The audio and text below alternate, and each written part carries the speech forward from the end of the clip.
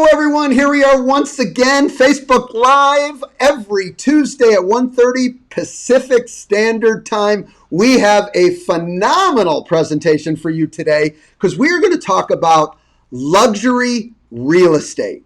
And today we have with us George and Janelle Geronsin from the Geronsin Real Estate Group. Welcome to you both. Thank you. We are having some. Yay! Wow. We also have Ivan Sher. Oh, I think he's joining us right now. We were having some technical difficulties, but I think he's there. Ivan, can you hear me? I am the technical difficulty. Yes, I am here. Yes.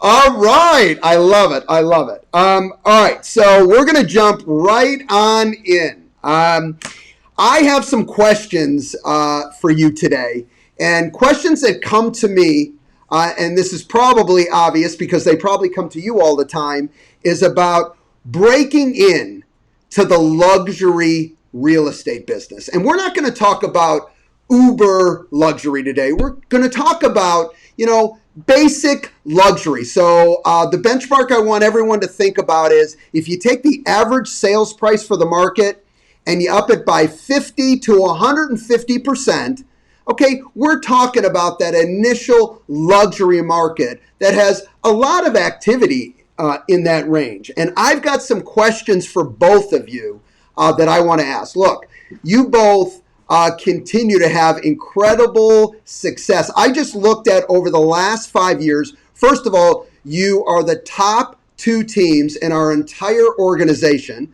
okay, for Berkshire Hathaway, our company. And, the Geronsins, what you have accomplished just over the last 5 years, over $600 million in real estate sales.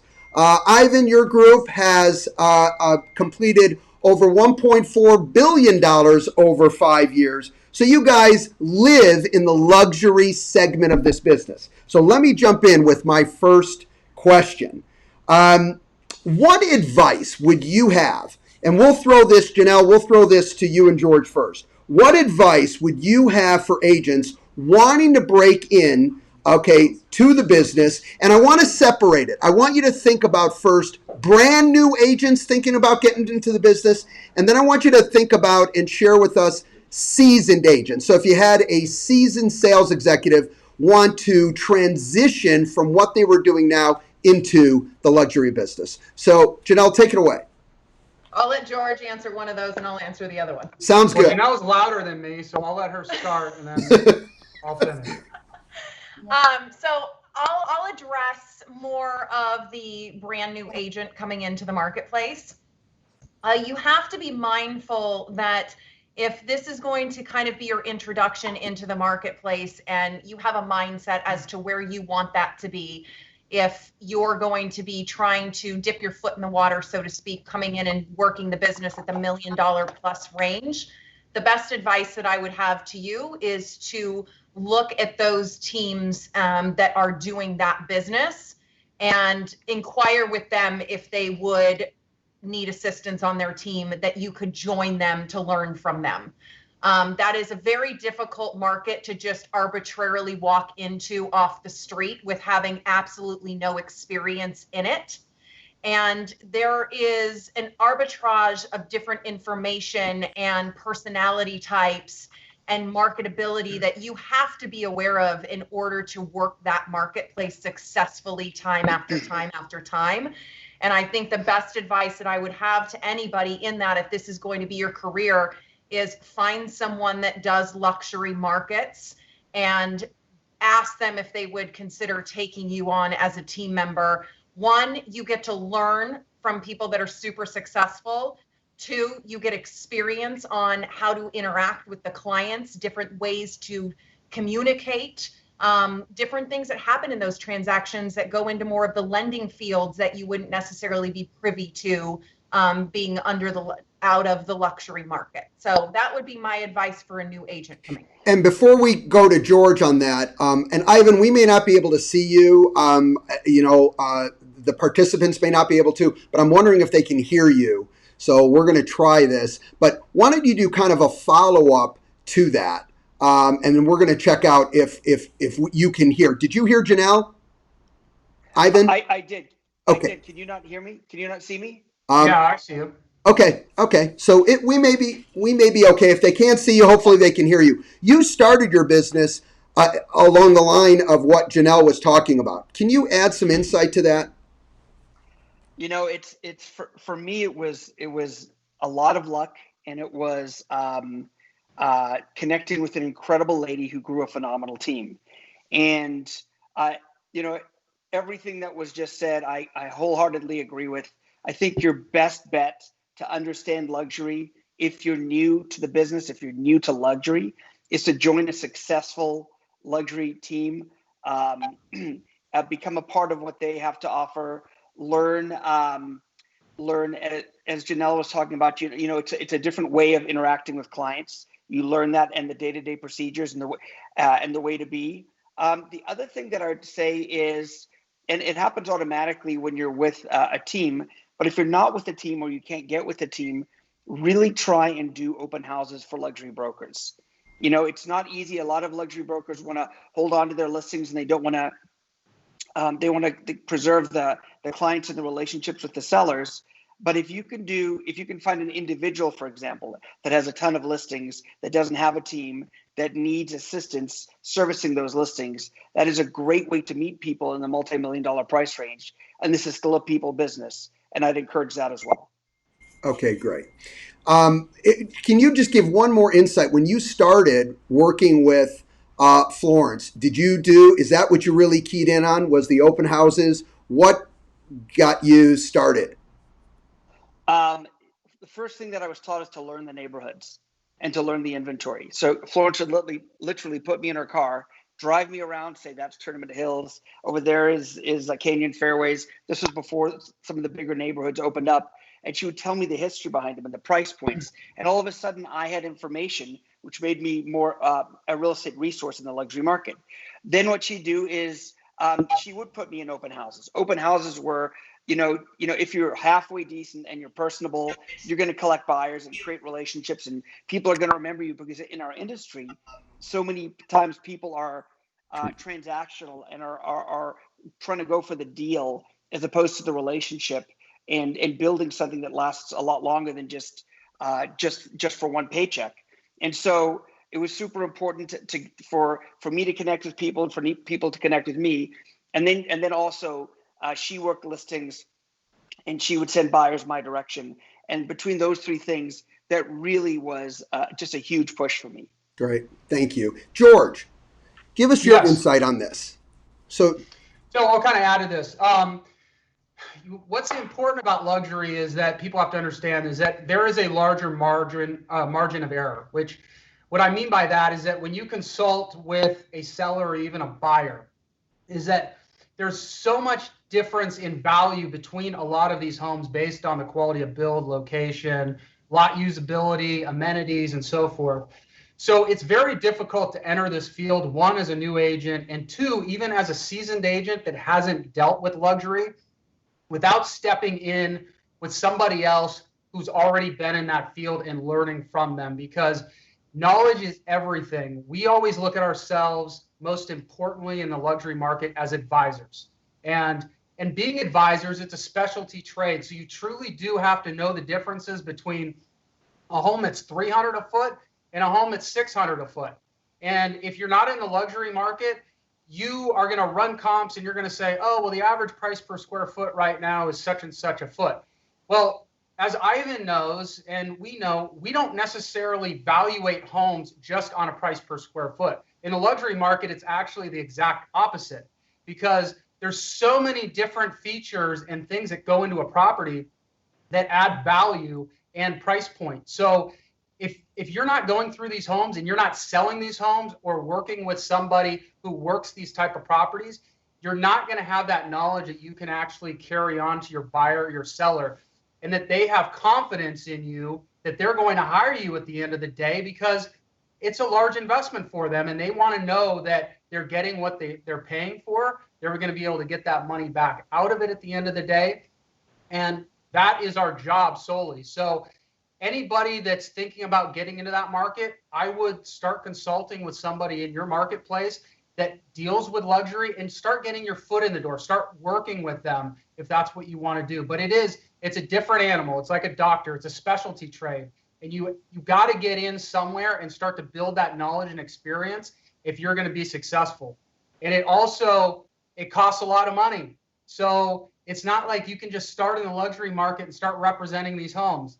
They're a lot more expensive to represent, than your smaller cookie cutter, tract type homes. The expectation is much, much higher. Well, and we're going to talk, that's so right on, and we're going to hit some points on that. Let me ask one question that I know comes up sometimes, and this specifically, I guess, it focuses on a seasoned sales executive. So you got a seasoned sales executive that wants to transition into luxury. They do that, and they start doing some luxury. And let me throw this to Janelle. Janelle, I hear frustration that sometimes now some of their base, call it average sales price clients, now that they see them advertising in luxury and maybe they've had some good success in luxury, they tend to say, oh, well, I guess they don't do my price range anymore. How do you handle that? Or maybe have you had issues with that or deal with it? Yeah, we certainly have. I would consider that a growing pain. I think that if you don't experience that, you've probably done something a little wrong. I think that's a great indication that you've kind of made your way into the luxury market. But on the back end of that, you have to be very mindful of that. You have to acknowledge that it's a growing pain. And like anything else, you have to then go back and revisit your culture and your marketing and your inclusivity of making sure that all of your clients understand that you represent them. You represent homes. This is a relationship business, much to what Ivan stated earlier. We are in the business of being an advisor to the relationships that we have created to help provide the best knowledge and experience to help our clients get the most money out of their homes, regardless of what that price point is, help them purchase investment properties, help them buy and sell luxury properties. But that's what you kind of have to then fine tune your marketing around, is the relationship of the client, not the home price itself. Got it. No, I love that. Ivan, do you have anything to add to that? Because I know, let me ask, have you dealt with that issue? Because I know you sell in all price ranges, but if you had that challenge. I have a couple of things I want to address that, but there's one other thing that I just thought about for people looking to get in the luxury market. And I think there have been some great things touched on, but the other thing that I think is super important is a lot of wealthy people, they focus around philanthropic events, giving money, sitting on boards. And I think if you want to attract those kind of people and you want to, be a part of their world, then you need to be a part of their world. And you need to go to these galas and you need to be a part of the events that they go to. And you're not going out there giving your business cards. You're going out there participating and contributing to a cause that's important to you and to them. And then over time, organically, that comes up. So that I just wanted to touch on that. And then to your second question, Mark, you're gonna have to repeat it because you know my attention span. Okay. Okay. You know what? Your group does all price ranges. So yes. Within that, do you ever run into the problem like, oh, well, I listed my $400,000 house with somebody else because they didn't want to bother you? It was a huge problem, and it still is somewhat of a problem. And Janelle, you nailed it. It's you said it beautifully. It's a growing pain, and it's a part of the culture you want to create. But we felt that when you grow to a point where my personal business begins to focus on the ultra luxury, then the day-to-day stuff you lose out on, and I never wanted that to be a part of it. A key lesson that Florence taught me, which is exactly what you've just taught everybody else and myself again, is that it's a relationship business, and we're here to help you for your needs, your kids' needs, your investment needs, whatever that looks like. And the way that I've kind of fancy term bifurcated my team is I have we have people that focus specifically on the very high end. And at this point, that's me and one or two or three other people. And then we have people that handle homes, homes and price points that are maybe not so luxurious. And in Las Vegas, that'd be, I'm not even going to say it, doesn't even matter, but just not as high end as some of the multi-million-dollar properties. But that doesn't mean that if we get a lower property in the 200s or 300s that we will ever turn it down. We will always work with them, understanding that our marketing is never geared toward that. Our marketing is always geared towards, the luxury market, toward staying true to our brand, staying true to the, the direction that we're intending to go to. Yeah, no, love it.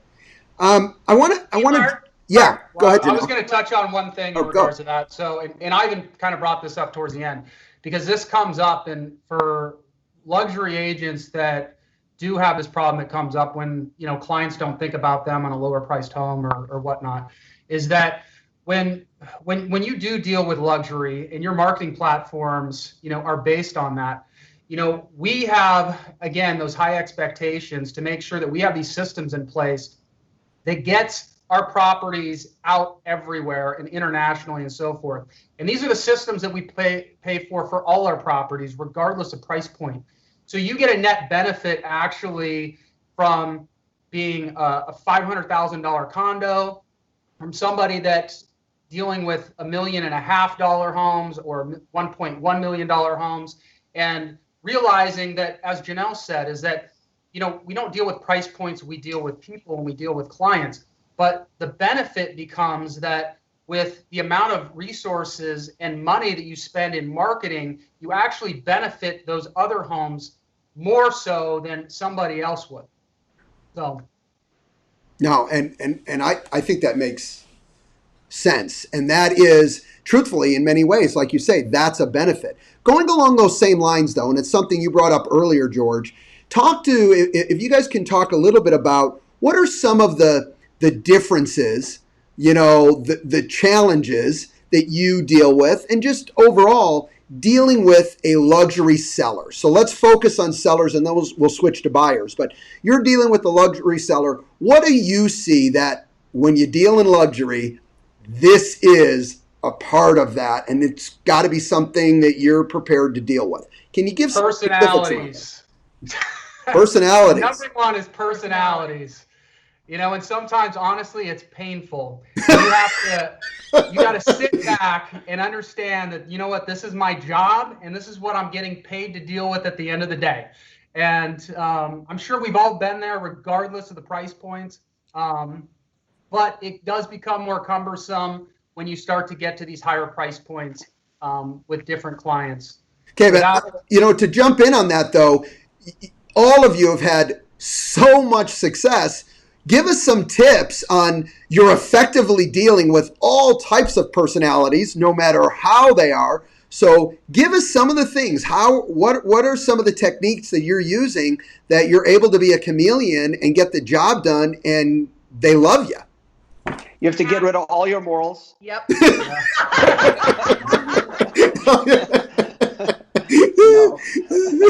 Want the real answer? Oh, God. You know what? I asked you guys to be authentic. I didn't know you were taking me seriously. That is great. You have to have no ego. You really, truly, there is no room. If you have the slightest bit of ego about you, forget it. You're done. Because you will go like this against people more often than you will go like this. So you really have to be able to be self-deprecating. You have to be able to apologize even when it's not your fault and be okay with it. And you have to be able to also, on the same stand, be okay with standing firm to your ground and not compromising your values and your integrity and letting something fall apart or walk away from. Because who you are and your reputation and how you are treating other agents and your clients is going to slowly spread. You do one thing incorrectly or badly, or somebody thinks that you handled them very inappropriately, that spreads like wildfire. So be prepared to just take it all in and let it come and come and come. Take a couple deep breaths, and then whatever idea you really want that client to have, you've got to figure out a way to make it their idea. Love it. Ivan, do you have something to add to that? It was really good. A few takeaways that I got in the earlier years with Florence, and it's exactly what we've all been saying here is, number one, you never take it personally. It's as soon as it becomes, hang on, that's what happens when I'm okay. As soon as it becomes personal, then you've lost, and it's a matter of realizing that this person is venting or expressing because they're frustrated, and oftentimes an interesting thing that I learned also is oftentimes, even though their frustration doesn't make sense to me because I've got it figured out, there's a different element going on in their world. So there are other pressures that they're dealing with. There's things going on in their families, and you don't know it. And as soon as you take it personally, you're seeing only a small fragment of what's really going on and reacting, as opposed to being I guess a solid advisor. So the first thing is, don't take it personally.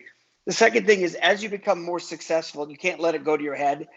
Florence always used to say, you're only as good as your last transaction, which in every case is always true. I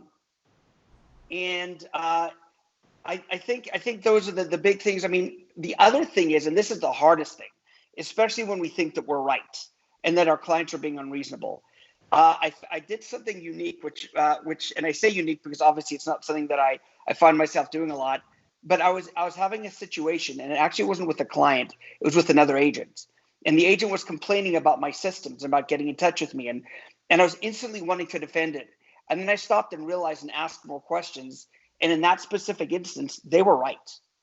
You know, if I would have let my ego jump in, whether it's with a seller or a buyer or an agent or whomever, if I would have really followed through on that trend of thought, I would have been arguing something out of ego and not out of what's beneficial for both parties. So as a result of that conversation, I changed certain things in my operations. But take your ego out of it, Janelle. You're 100% right. You know, I have to say this, in listening to all of you speak about this point, what continue to come to my mind is, it seems what protects you is you have such clarity on the direction you need to go that you're able to let the noise not bother you, whatever that noise is. It could be attitude, it could be anger, it could be what they're saying doesn't make any sense. Whatever it is, you're able to maneuver because you know, wait a minute, I can't let myself be pulled off path. We have to get here. And this conversation or this situation or circumstance, I'm not going to let stop me. And you move forward to where you got to go, which again is all about your success. So I love that. I think everything you just said just really supports that way of thinking. That's awesome. Anything different from a standpoint of a buyer? It sounds like probably a lot of similar aspects to it. And any issues with communication? Do you find that, are they busier, harder to get in contact with? Are you dealing with non-owners and dealing with assistants to owners? Any things along those lines? Go ahead, George. No, go ahead, Ivan. Are you sure, George? I love these guys. They're the best. We're all great friends, so it works out awesome. But that, you get the assistance and things like that usually when it's in the listing side. You're dealing with attorneys with the contracts. You're dealing with, the owners. I want to say house manager or assistants and things like that. But again, ultimately, it's the noise, so it doesn't really matter. So I would say this in regards to buyers, especially since we're talking about luxury on the luxury end, is that communication is very, very important. And when dealing with them, it's important to ask them their thoughts and opinions, and then invoke your own as well. Because the reason why they're hiring you or they want you to represent them is that they want to utilize your knowledge. Because let's face it, there's thousands of real estate agents that they could call. They can go online and preview whatever homes they want. They can go directly to the listing agent. But what changes who they go to is the resource, right? And where they feel the value is at the end of the day. So it is really important in communicating with these buyers is finding out and really talking to them and saying, well, what did you like specifically about this home, or what did you like specifically about this neighborhood?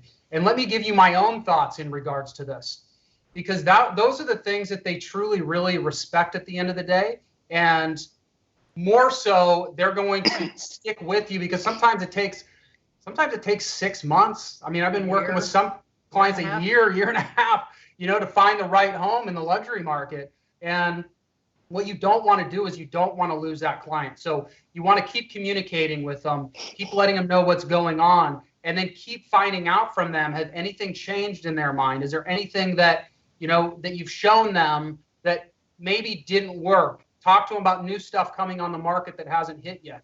So just about being a resource. And I think also to that standpoint too is, in addition to being a resource, is you have to be aware, especially from a buyer's perspective, if they're going to be taking out a loan, what are the loan programs available to them in that space? Especially in the situation where we find ourselves in now. You have to have relationships with these lenders that can do these jumbo and super jumbo mortgages and understand what the criteria and makeup for those loans are, so that you can provide that education and that resource to these buyers as well. Because buyers that thought that they were going to be purchasing a $1.5 or $2 million home in January of this year might find themselves sitting in a very different seat today in the ability to be able to qualify for that. Yeah, no, true. Interesting, going back to one of George's points is, when you're working with a buyer, let's say he's going to spend $1 million, $2 million, when you're used to working with clients like that, it's nice to hear that, to find the right home for them, they're spending incredible amounts of money on this. It doesn't matter that I'm used to that price range. But having that respect built in, sometimes, like you said, can take 6 months, a year, or whatever it is, because you're like going, we got to find the house that comes closest to fitting their needs that they enjoy, because this is a big investment, a huge investment.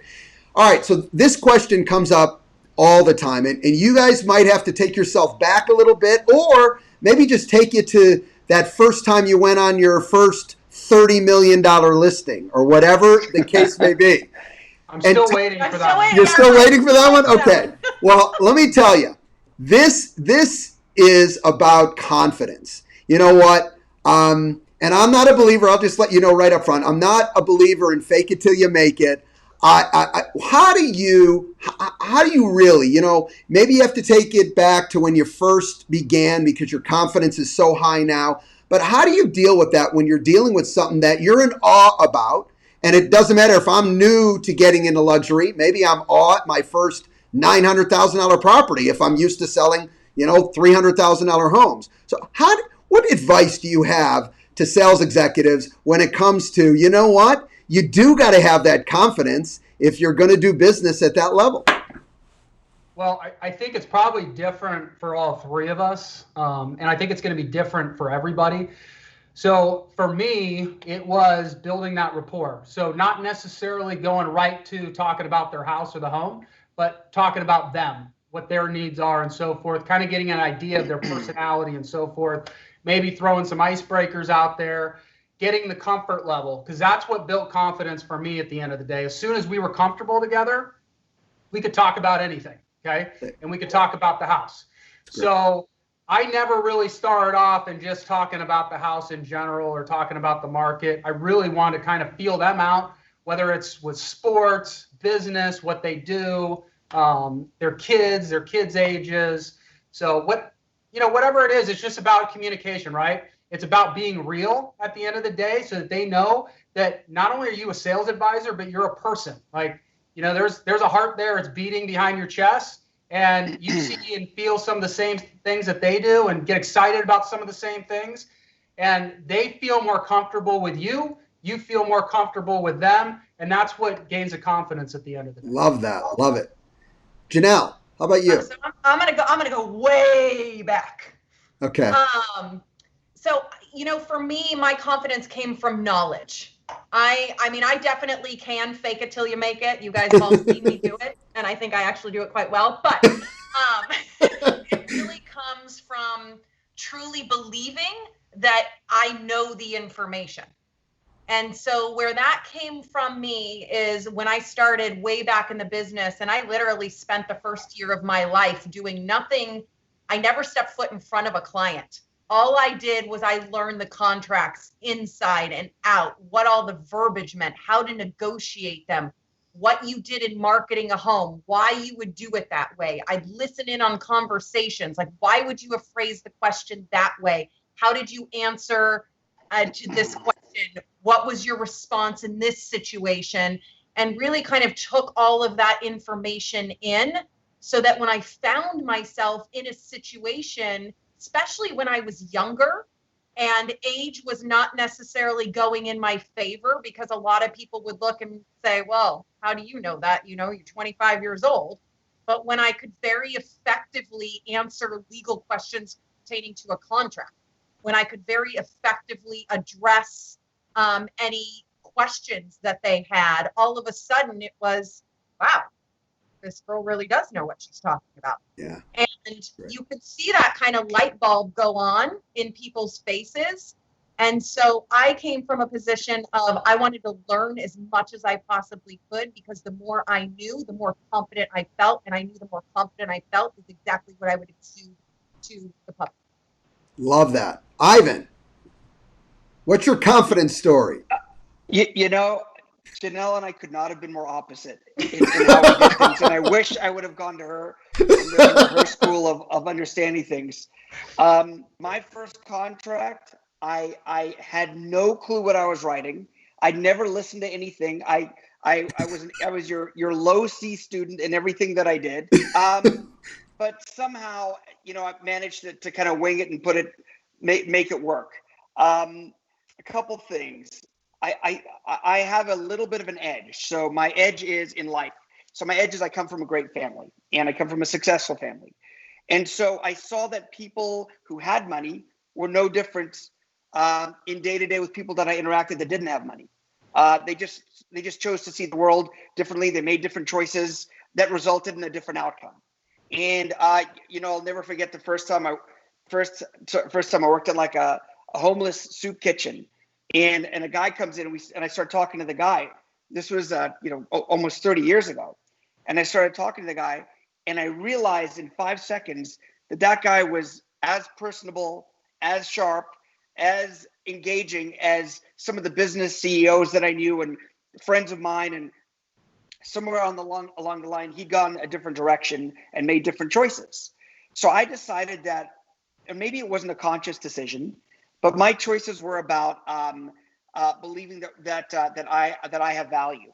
Now, before I say that, I have to tell you, before I came to that conclusion, initially my thought process was that realtors had no value. I said it out loud. I felt like anybody could sell a home. You could do for sale by owner. You can save money. Why would you ever want to be a realtor? Then all of a sudden I realized, as I started working with Florence, as I started meeting clients, probably 2 or 3 years into it, and I still didn't have the confidence. 2 or 3 years into it, and I realized that people were turning to me and asking me questions as if for some reason they thought I would know.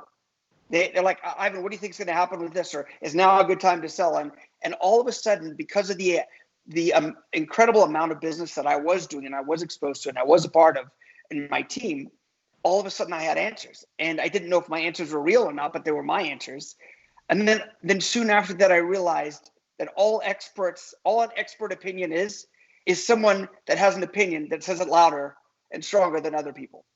They could be just as wrong. I mean, look politically. We got expert opinions on one side and expert opinions on the other side. They can't both be right. You know, they just both believe that they're right. And so who knows? So all of that coming into play, and at the same time getting more experienced in a different way than Janelle did, but still getting more experienced through actions and through all of a sudden I realized, I'm like, why would somebody want to sell their home on their own? Why would somebody want to do that? Don't they have to take care of their kids, or if not, don't they have a job, or if not, don't they have to go to school, or if not, don't they have better things to do? And I realized it wasn't a money discussion. It was a just like people can invest stocks, so you can have a stockbroker. and both, there's a time for both, but all of a sudden I became the resource. All of a sudden people started coming to me, and all of a sudden my opinion started to matter to me first and then to others. Love it. Love it. Well, to all your points, you can see that it is very different where that confidence comes from. It is different than each person, like George mentioned in the beginning. All right, this question very on everyone's mind. All right, I want to break into the business.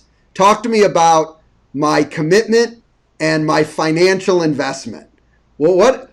Okay, I'm doing it. I think I'm going to do it. I want to do it. What is this going to cost me from time and money? Who wants to jump I'll just start off, and then Janelle can talk about the money because she runs all the finances for us. But I have no clue. I'm just a sales guy. But and I spoke about this earlier, and I want to be clear. Like, there's barriers to entry to the luxury market, okay? But anybody can do it. I mean, Ivan will be the first one probably to say is that, I was the same way with Ivan. Like, when I started out in Arizona, not in the family business. Same thing. My first contract, I didn't know what the heck I was doing.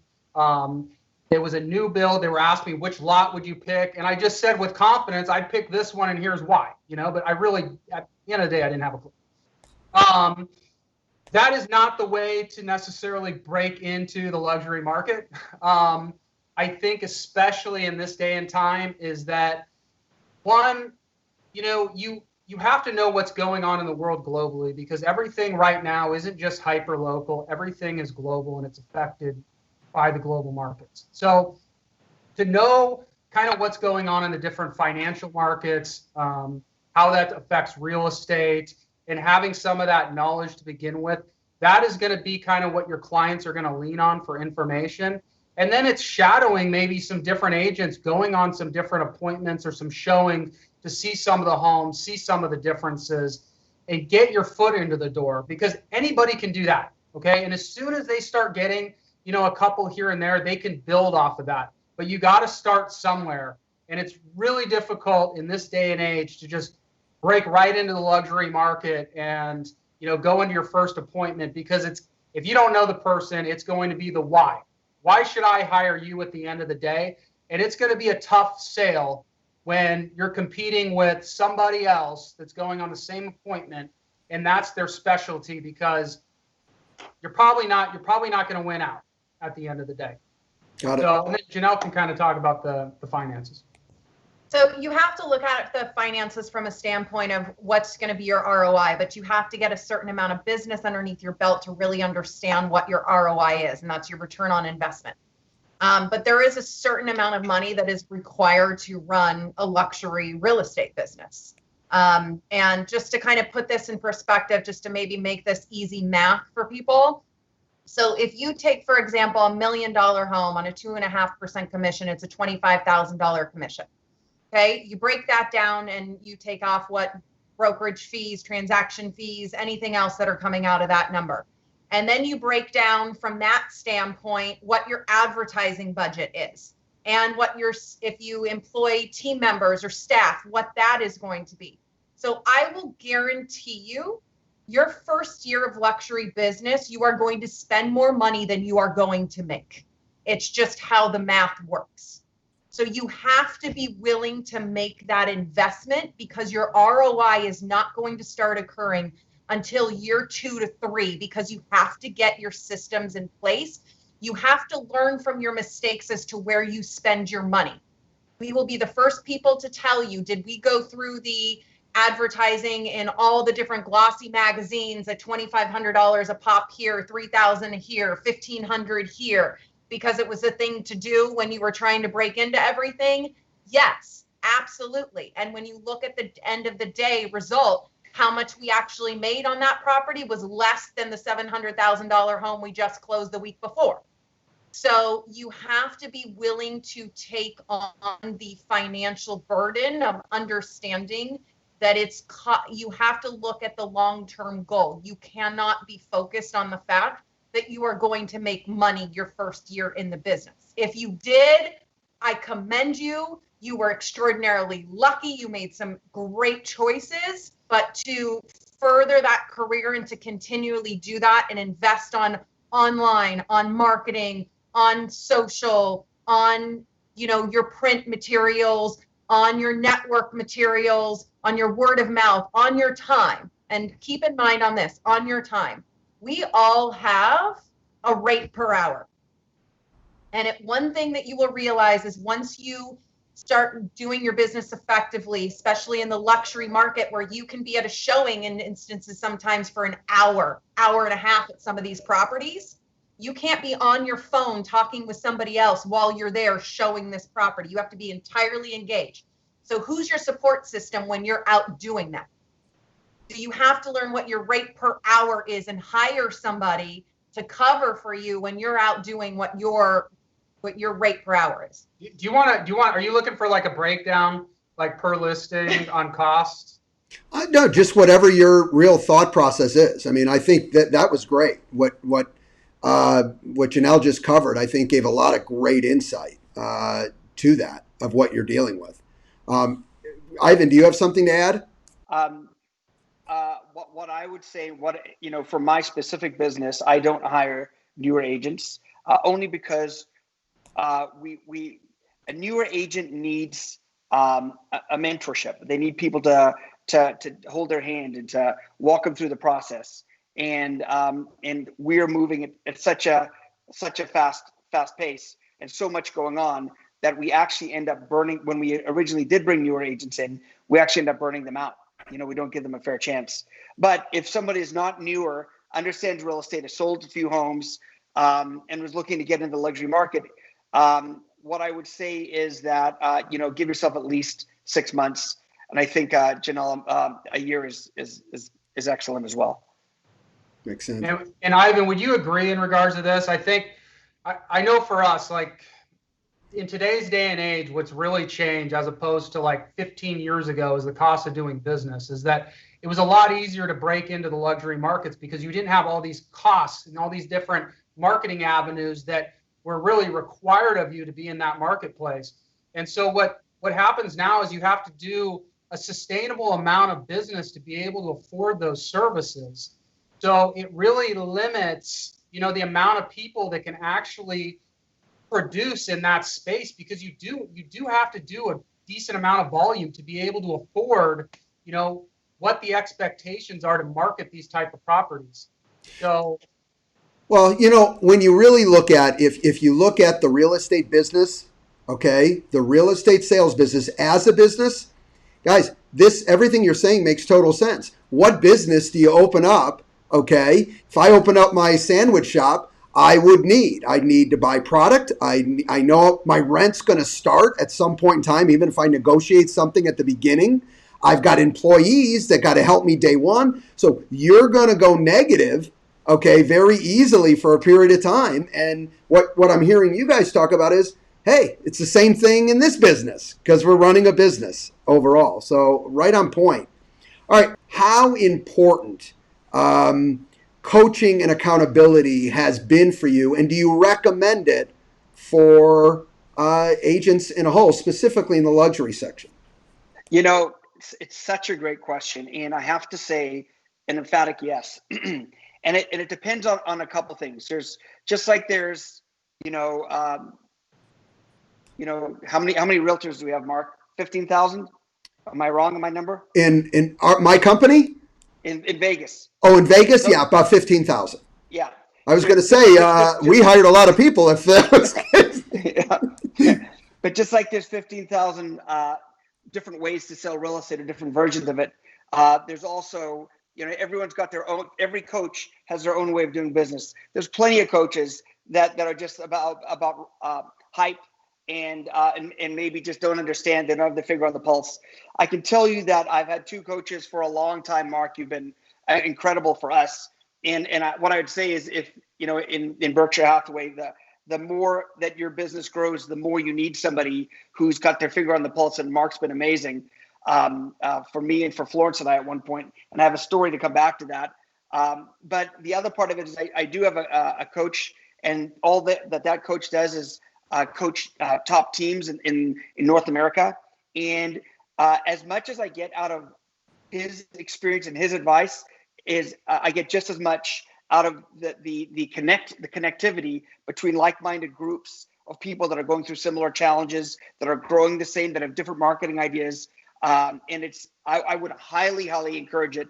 And with regard to Mark, I'll never forget, right after the market collapsed and Florence and I had, tried picking ourselves up and the blood in our teeth and whatever we needed to do. We went to Mark, and Mark told us to come back to him with a goal and what we wanted to do and how we were going to do it. And Florence and I, our volume had dropped so much. I mean, it was unbelievably low, as I think most people's was. And we went back to Mark, and we sat down and we gave him our projections. And Florence and I were proud, because we're not, we're not super technical. We're not super numbers people, but we sat down and we spent some time together, and we came up with our projections, and we presented it to you, Mark, and you were so kind. You smiled like, "Hey, do I have your permission to be honest?" And we said, "Yeah." And you said, "Take it back. Take it back." And I looked at Florence, and we just didn't understand what that meant. Take it back. And he said, "What percentage of the market do you currently have? Is there a market out there other than these numbers?" And we both looked at each other, and we realized we were so undercutting our potential. We were so undercutting, and it forced us into an exercise where we had to not just hype up the numbers, we had to come up with a way to do it. And, obviously we doubled our business, over the next year or two, and that was instrumental. So coaching, mentoring, 100%. Yeah, love that. Love that. Janelle, I know you are, and George, why don't you guys jump in about, do you see the coaching and the accountability important to the growth and success of your business? I'll answer yes, and then I'll let Janelle elaborate on that, because she's on most of the calls. I love We it. see how this works. Listen, you know what? You guys are good together. I go to the annual meetings, but all the weeklies, monthlies, that's no. So that is class. Yeah, absolutely. I think, we, as we all kind of mentioned, we deal with a lot of different personalities. And I think, some of the things that we're best at being for our clients is a therapist at a lot of times. And I think on occasion we need one for ourselves, but not in the way of actually going and sitting in an office in somebody's chair. We need somebody to continue to refocus us on what we are striving to accomplish and what the culture is that we have created and why that's important to us. And what are we doing to stay on task? What are we doing to go and accomplish things in a problematic situation?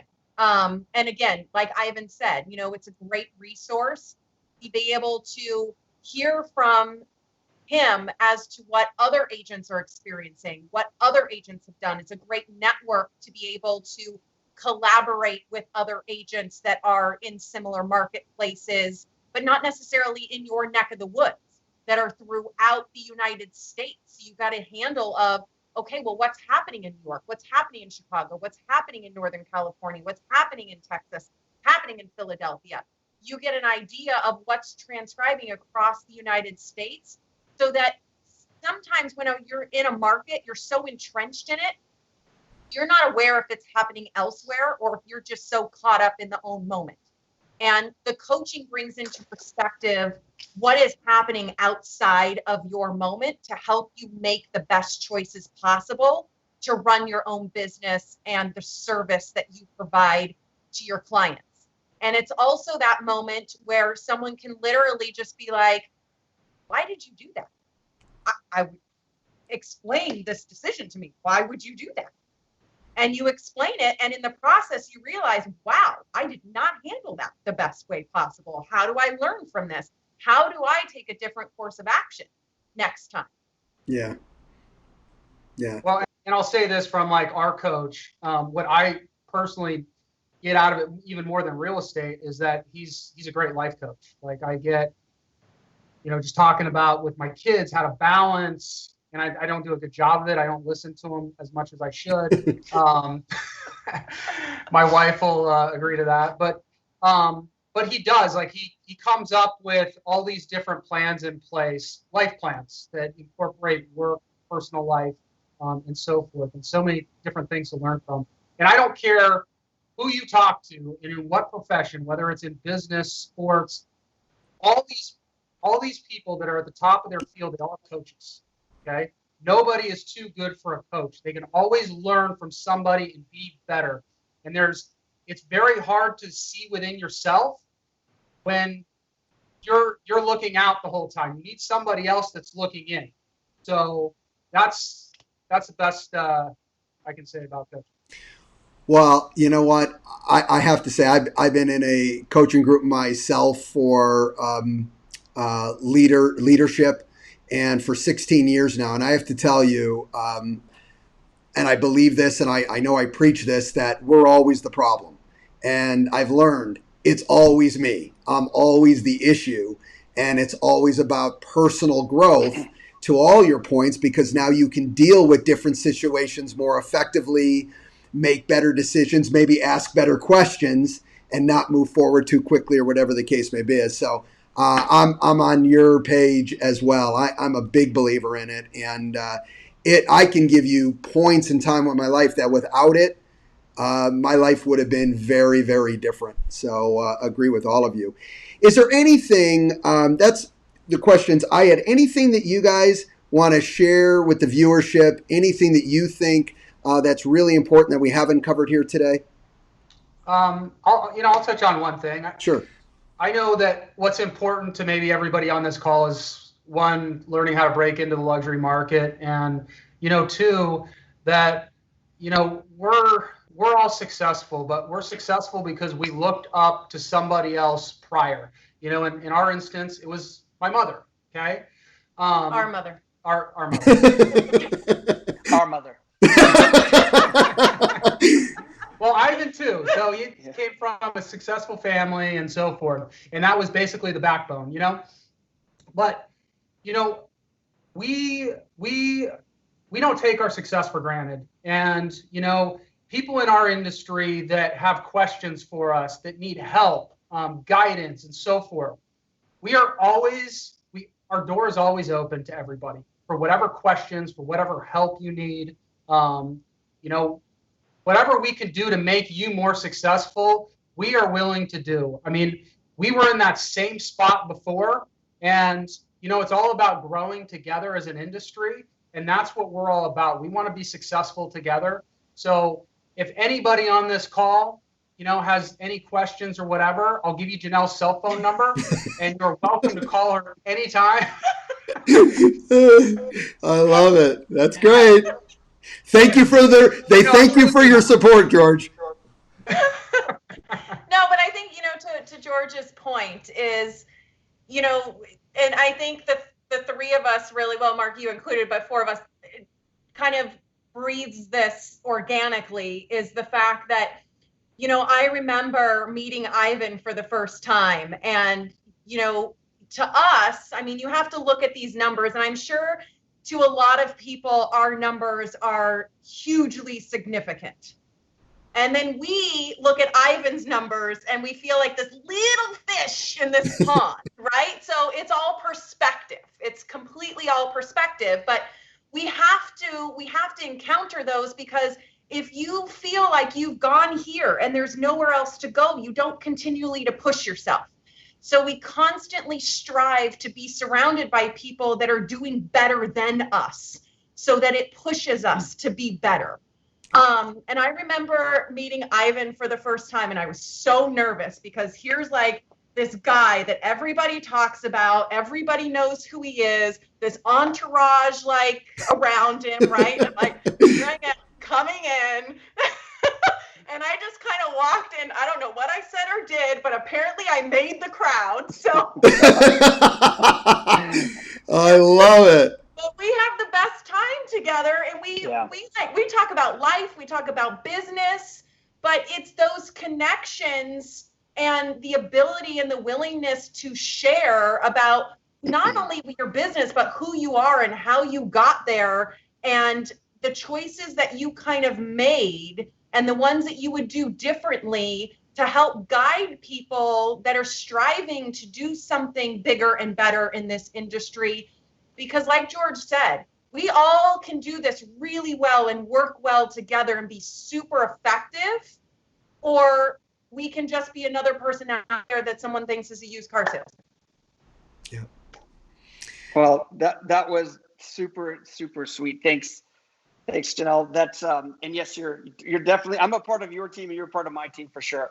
The only thing that I would add, and it's so important. I mean, we were talking about coaching earlier and how coaching impacts us. I'll never forget the first, Ken event that I went to, and I walk in there and I'm there with Florence, and this lady does a presentation on our marketing. And this by then was when I thought that I actually knew what I was doing, and that I was at the top of my game. This was 20 something years ago, and I left there realizing how off my game was. My head was spinning. We've been doing it all wrong. So absolutely, just a reinforcement of perspective, like what you're talking about, Janelle, and meeting the right people, and obviously forever thankful for you and your family. But the one thing that I would say that's important is that so often people feel like you have to be a certain person or look a certain way in the luxury market. And I can tell you that the only thing that looks worse than somebody that is not put together, whether it's, jeans and a t-shirt, which is what I had to change out of for this call. The only thing that looks worse than that is somebody that looks fake in a suit, And so my point is, you got to be you got to be authentic. You got to be, and have common sense. I would not go in jeans and a t-shirt to a listing appointment. Maybe I've done that once or twice, but it's always black, so people really can't tell. But I mean, I guess what the point is you have to be true to yourself, and whatever that is, be the finest version of what that can be when you present to people, because otherwise you're fake and people will see right through that. And you don't want that in your life, and they're not going to want that in their life either. So I want to touch on that because I got a quick funny story, and Ivan, that is so true, because when you're true to yourself, you exude confidence, and it's something that somebody attaches to, they relate to, and they like you because of it. It's somebody they want to work with. But I had an appointment, and for everybody, there's not a lot of luxury agents that drive a Ram 2500 diesel truck. Okay, I'm one of them. So, and I've been driving it for about 2 years. But I pull up I got an appointment with one of the biggest developers in Yorba Linda, and pull up into the development. I get out of the truck, and he's standing there and kind of looks around. And he's like, "Are you George?"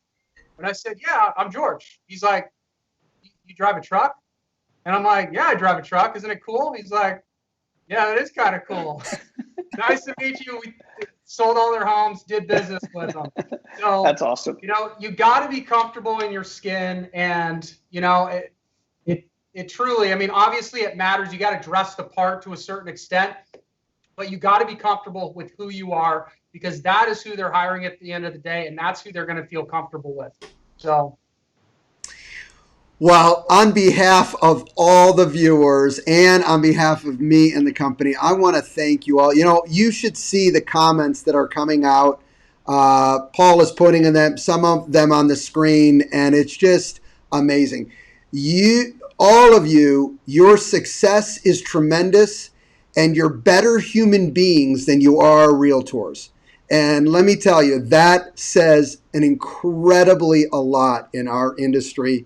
So I am I'm honored to have you at the company, and I just so appreciate your time today. And there was so much value. So thank you for doing this today, all of you. Very much. Thank you, guys. Thanks for having us. No, Thanks, my guys. pleasure. Everybody, if you like this content, please like it and share it. I know people are going to want to watch this. I appreciate everyone's time. We went a little bit over, but that's the way it is. Have a great day, everyone. Bye-bye. Bye, guys. Thank you.